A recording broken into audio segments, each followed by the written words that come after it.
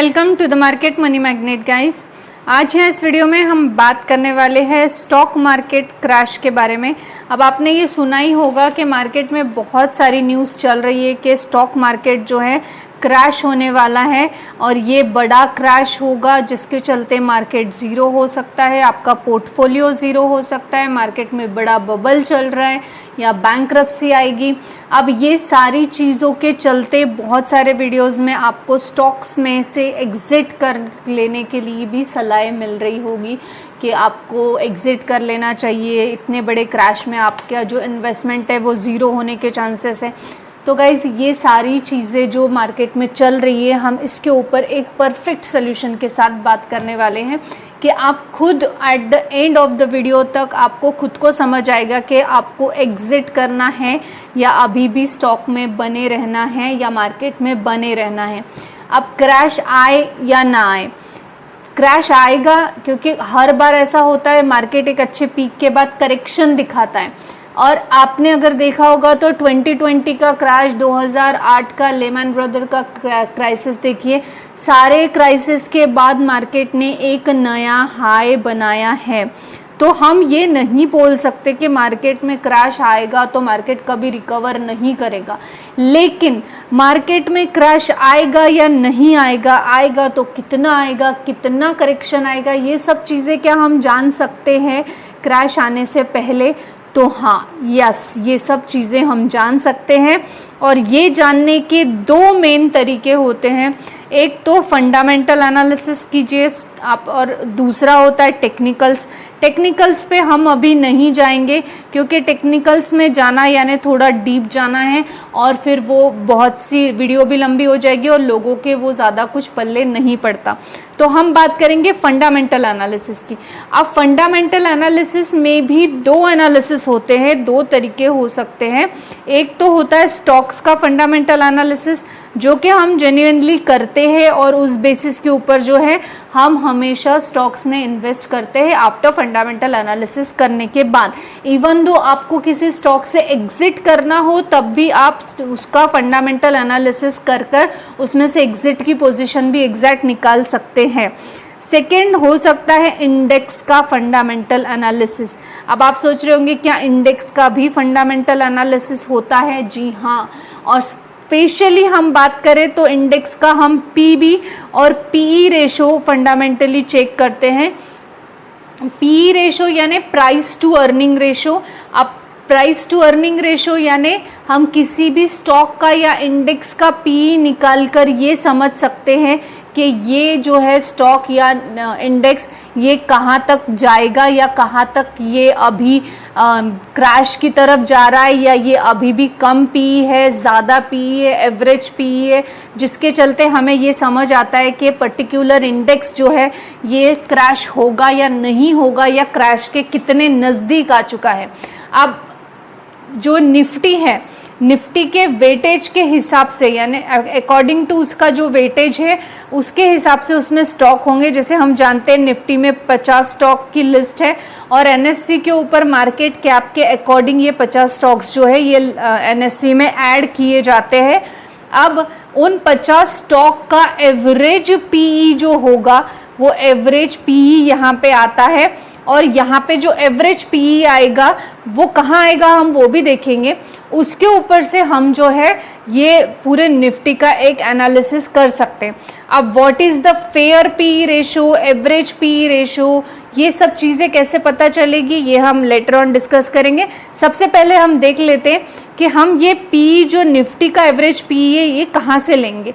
ये हम निकालेंगे हिस्टोरिकल पीई से।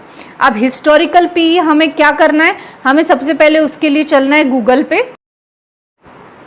यहाँ पे हमने गूगल ओपन कर लिया है। में आपको यहाँ सिंपली टाइप करना है, पहले क्लिक करके हिस्टोरिकल पी। जैसे ही आप हिस्टोरिकल पी टाइप करेंगे और क्लिक करेंगे तो आपको जो है एक पेज ओपन दिखेगा और इस पेज के ऊपर जो आपका फर्स्ट या मैक्स टू मैक्स किसी किसी के इसमें सेकंड ऑप्शन पर भी आता है और तब ये आपको जो है यहाँ पे दिख रहा होगा निफ्टी इंडाइसिस, यहाँ पे हिस्टोरिकल डाटा रिपोर्ट, इसके ऊपर क्लिक करना है। आप जैसे ही इसके ऊपर क्लिक करेंगे तो कुछ इस तरह की एक साइट जो है एनएससी की ही वेबसाइट है, ऑफिशियल वेबसाइट यहाँ पे आपको ओपन होते हुए दिखेगी। यहाँ पे आपको सिंपली पहले तो हिस्टोरिकल डाटा है, इस पर क्लिक करना है। यहाँ आप क्लिक करेंगे तो आपको जो है ये पीपीबी दिखेगा, इस पर क्लिक करना है आपने। इस पर क्लिक करने के बाद सिलेक्ट इंडेक्स टाइप है, इंडेक्स टाइप पर आप क्लिक करेंगे। सिंपली आपको यहाँ पे क्लिक करना है। जैसे आप यहाँ पे क्लिक करेंगे आपको एक इक्विटी ऑप्शन दिखेगा ये, तो आपको इक्विटी पे क्लिक करना है। इक्विटी के बाद आपको नेक्स्ट वापस एक एरो पे क्लिक करना है और इस एरो पे क्लिक करने के बाद आपके सामने एक लिस्ट ओपन होगी, इसमें से निफ्टी 50 पे क्लिक करना है। अब आप जैसे ही निफ्टी 50 पे क्लिक करेंगे उसके बाद आपको यहाँ पे टाइम टेबल दिखेगा, सिलेक्ट टाइम पीरियड दिखेगा, यहाँ पे आपको क्लिक करना है और यहाँ पे आपको जो है करीबन 1996 तक का जो डाटा है ये दिखने को मिल रहा है। तो हम 96 से ही ले लेंगे, मंथ जनवरी लेंगे, डे हमने फर्स्ट ले लिया, 20 सितंबर है, हम यहाँ पे 19 सितंबर तक का डाटा ले लेंगे। और ये लेने के बाद आपको जो है यहाँ सबमिट का बटन देखने को मिलेगा। इस सबमिट के बटन पर आपको क्लिक कर देना है और इस पे क्लिक करने के बाद थोड़ा सा यहाँ पे लोडिंग होगा और लोडिंग होने के बाद आपको डाटा देखने को मिलेगा। इस तरह से डाटा डाउनलोड होगा। निफ्टी का किया है तो निफ्टी 50 और CSV फॉर्मेट में आप इसको डाउनलोड कर सकते हैं। तो हम यहाँ पे इसको डाउनलोड कर लेंगे। जस्ट इसके ऊपर आपको क्लिक करना है। इसके बाद जो है आपका जो डाटा है ये डाउनलोड होना शुरू हो जाएगा। अब यहाँ पर देख सकते हैं हमने जो है डाउनलोड कर लिया है। अब बताया CSV पैटर्न में आप यहाँ पे देख सकते हैं P और PB दोनों हमें देखने को मिल रहे हैं निफ्टी 50 के। और अभी यहाँ पे आप डेट अगर चेक करेंगे 19 सितंबर से हमने लिया था, तो हम इसको स्क्रॉल डाउन करेंगे 2024, 23 हमें सब देखने को मिलेगा। 22 से लेके हम ये डाटा अगर जाए तो ये बहुत नीचे तक डाटा देखने को मिल जाएगा। 1996 तक का डाटा हमने जो है यहाँ पे डाउनलोड कर लिया है। आप भी कर सकते हो, इवन दो निफ्टी 50 नहीं बैंक निफ्टी का भी कर सकते हो, हम वो भी देखेंगे। अब यहाँ पे तो हम आ गए, हमें ये तो पता है कि निफ्टी 50 के जो 50 एवरेज स्टॉक है, इन स्टॉक्स का एवरेज पी यानी यहाँ पे निकाला हुआ है, जिसके चलते हमें पता चलेगा मार्केट का एग्जैक्ट वैल्यूएशन अभी क्या चल रहा है। लेकिन what is the fair value of P, हमें ये भी तो पता होना चाहिए कि पी का फेयर वैल्यू क्या है या एवरेज पी क्या है। अगर पता चल जाए हमें तो हमें पता चलेगा कि निफ्टी एवरेज की एवरेज किस पी से पहले है या किस पी पर है। क्या एवरेज पर है, क्या उससे नीचे होगी तो एवरेज के अगर नीचे होगी तो मार्केट अंडर वैल्यूड रहेगा, और अगर एवरेज पी के ऊपर होगी तो मार्केट में प्रिकॉशन लेने की ज़रूरत होगी। लेकिन ये जानने के लिए हमें एवरेज पी जो है ये पता करना पड़ेगा। अब एवरेज पी पता करेंगे कैसे, ये एक बड़ा सवाल है पहली बात। दूसरी बात तो है अब मार्केट ऊपर जाता है तो कितना जाएगा ऊपर, या नीचे आता है तो कितना नीचे आएगा, हमें ये भी पता होना करना पड़ेगा। मार्केट का हाई क्या है, मार्केट का लो क्या है, अब इससे इतना एक्सट्रीम कितना हाई जाएगा, कितना लो नीचे आएगा, ये चारों क्वेश्चंस हम सबको पता होने चाहिए। अब पी पे हमने जब क्लिक किया तो एवरेज पी देखेंगे डेफिनेटली क्या है। अगर आप यहाँ पे पी पे क्लिक करेंगे तो आपको एक एवरेज पी जो है टोटल पे क्लिक करने के बाद पता चलेगी। तो जब हम पी पे क्लिक करते हैं तो इसका जो एवरेज पी है ये आपको एट द एंड और बॉटम में देखने को मिलेगा, और वो होगा 20.9 देखने को मिल रहा है हमें। 20.9 ये एवरेज पी है, 20.9 ये एवरेज पी देखने को मिल रहा है। एक और चीज़ यहाँ नोटेबल मैं आपको ये बताना चाहूँगी कि हमने जो है 19 सितंबर तक लिया है। जो लोग आज यानी 20 सितंबर का भी पी ऐड करेंगे तो हो सकता है उनके पी में स्लाइटली चेंज देखने को मिले, यानी एवरेज हम बोल सकते हैं करीबन 21 का हमें निफ्टी का पीई देखने को मिल रहा है। अब यहाँ पे ये सवाल आता है क्या ये फेयर प्राइस है या निफ्टी फेयर प्राइस पे चल रहा है, और this is the fair P ratio for the Nifty. अब इस सवाल का जवाब अगर हमें जानना है तो अभी निफ्टी कितना है 23, अब 23 तो 23 से 21 ज़्यादा नहीं है, यानी करंटली अगर हम देखेंगे तो 23.64 है, लेकिन जो अभी पी हमें एवरेज देखने को मिला वो 21 है। तो 21 से 23 यानी कुछ ज़्यादा देखने को नहीं मिल रहा है। लिस्ट अगर हम स्क्रॉल करेंगे, आप ये लिस्ट को स्क्रॉल करते जाएंगे तो आपको देखने को मिलेगा कि अलग अलग इसमें अलग अलग पी है, अगर अलग अलग मंथ्स में जो कि 23 हमें जो है कांस्टेंट देखने को मिल रहा है पी, लेकिन 23 से 22 भी देखने को मिल रहा है, 21, 23, 21, 23। अगर हम ये जाकर पूरी लिस्ट भी चेक करेंगे तो आपको देखने को मिलेगा कि पी जो है अलग अलग देखने को मिल रहा है। अब यहाँ पे जो है 21 तक भी अगर हम देखेंगे तो 21 में हमें जो है 40 क्रॉस किया था, ये क्लियर देखने को मिल रहा है पी, यानी हाईएस्ट पी जो है हमें 21 में 40 क्रॉस करते हुए देखने को मिला था। और ये 40 क्रॉस किया यानी अभी भी पी जो है 40 को क्रॉस कर सकता है, यानी हाईएस्ट पी अगर हम निकालें तो 40 तक जा सकता है। अब अगर हम बात करेंगे कि पी गिर कितना सकता है, हम अगर पूरी लिस्ट देखेंगे तो भी चलेगा, लेकिन हमें इतने की ज़रूरत नहीं है, 21 तक की हमें काफ़ी हो गया। अब पी गिरेगा तो इसका मतलब कितना गिर सकता है, तो इस लिस्ट में हमें 11 तक भी पी आता हुआ देखने को मिला है, तो हम बोल सकते हैं कि लोएस्ट जो है पी यहाँ पे 11 तक भी जा सकता है। अब एक तो मार्केट बहुत सस्ता हो गया, इस वजह से जो है प्राइस टू अर्निंग रेशो इतना कम देखने को मिलेगा, या तो मार्केट में पहले से ही करेक्शन हुई है। ये दोनों में से एक कॉज तो डेफिनेटली यहाँ पे होगा, जिसकी वजह से हम बोल सकते हैं कि मार्केट में इतना कम पी हमें देखने को मिल सकता है। So it is near to average. हम ये तो आज बोल सकते हैं कि भाई जो एवरेज पी है ये 21 के आसपास है, और करंट पी जो है मार्केट का वो हमें 23.64 देखने को मिल रहा है, जो कि कुछ दिनों से कांस्टेंट है, थोड़ा सा बढ़ा हुआ है लेकिन फिर भी कांस्टेंट देखने को मिल रहा है। तो हम नियर टू एवरेज पी के आसपास फिलहाल ट्रेड कर रहा है निफ्टी।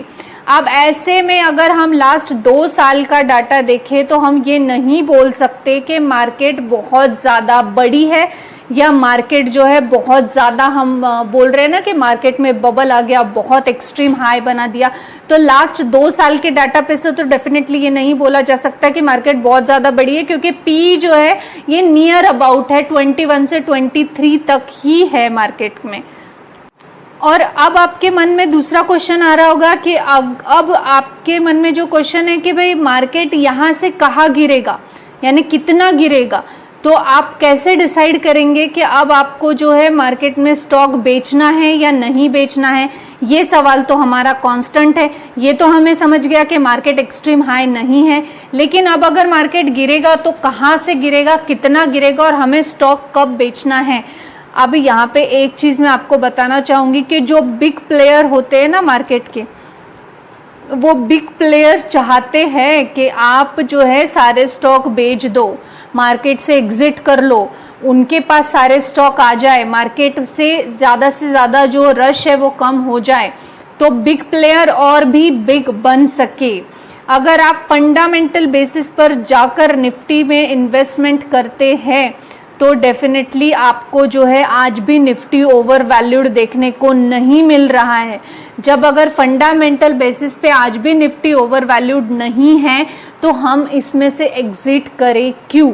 अब सवाल आ जाता है यहाँ पे कि पीबी रेशो का क्या। यहाँ पे हमने पीबी रेशो भी तो देख रखा है, तो पीबी रेशो अगर हम एवरेज की बात करें, आप इस पर क्लिक करेंगे तो एट द एंड आपको एवरेज पी दिखेगा जो कि 3.6 देखने को मिल रहा है, और करंटली जो है 4.0.4 पी देखने को मिल रहा है।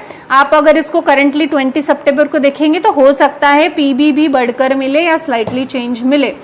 तो जब यहाँ पे 4.4 है तो ये मोर देन एवरेज है, निफ्टी के कंपैरिजन में सेम है। 3.6 के और 4.6 क्या, ये तो करीबन हम बोल सकते हैं कि एवरेज पी के आसपास ही है हम, और एवरेज पीबी के भी आसपास है।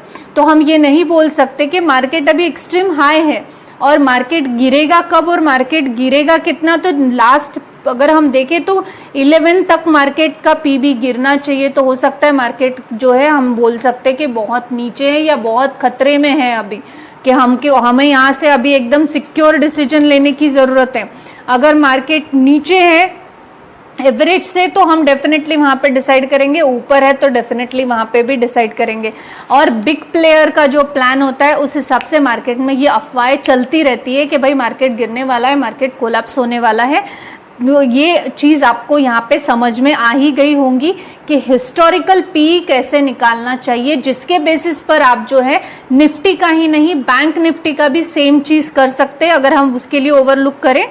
तो यहाँ पे मैंने बैंक निफ्टी का भी पीडीएफ डाउनलोड कर रखा है, आप देख सकते हैं। बैंक निफ्टी का पीई और पीबी दोनों देखने को मिल रहा है। अगर हम बैंक निफ्टी की भी बात करें तो एवरेज पीई के हम अभी कितने आसपास है ये चीज़ें निकालना है, वही प्रोसेस है। नीचे जाकर आप देख सकते हैं कि मैक्सिमम बैंक निफ्टी कितना पीबी हुआ है और मिनिमम कितना हुआ है, और पीई भी सिमिलर देखना है जैसे हमने निफ्टी का देखा है।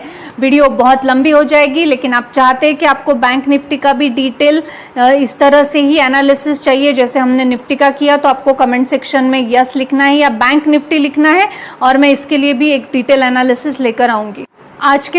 आज के वीडियो में आप ये सीख ही गए होंगे कि किस तरह से बैंक निफ्टी या इंडेक्स को हमें जो है हिस्टोरिकल पीई के साथ कंपेयर करके ये डिसाइड करना है कि मार्केट में क्रैश आएगा या नहीं आएगा, या हमें सिर्फ अफवाह पे रिलाई करके अपने पोर्टफोलियो को जो है रीमैनेज करना है, ये आपको डिसाइड करना है। आपको स्टॉक मार्केट में आने के बाद खुद वेरीफाई करना बहुत ज़रूरी है।